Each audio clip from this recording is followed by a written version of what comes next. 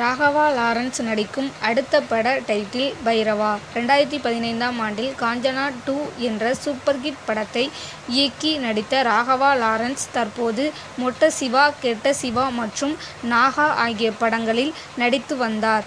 இவற்றில் நாகா படம் முனி படத்தின் 4வது பாகம் என்பது குறிப்பிடத்தக்கது.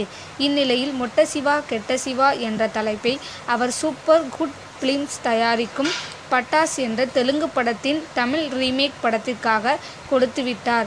இந்நிலையில் தனது படத்திற்கு நல்ல டைட்டில் ஒன்றை தேடி வந்த ராகவா லாரன்ஸ் தற்போது பைரவா என்ற டைட்டிலை தேர்வு செய்துள்ளார். ராகவா லாரன்ஸ் இயக்கி நடித்து வரும் பைரவா படத்தின் படப்பிடிப்பு விறுவிறுப்பாக நடைபெற்று வருவதாகவும், இந்த படத்தின் ஃபர்ஸ்ட் லுக் வரும் பொங்கல் தினத்தில் வெளியாகும் என்றும் கூறப்படுகிறது.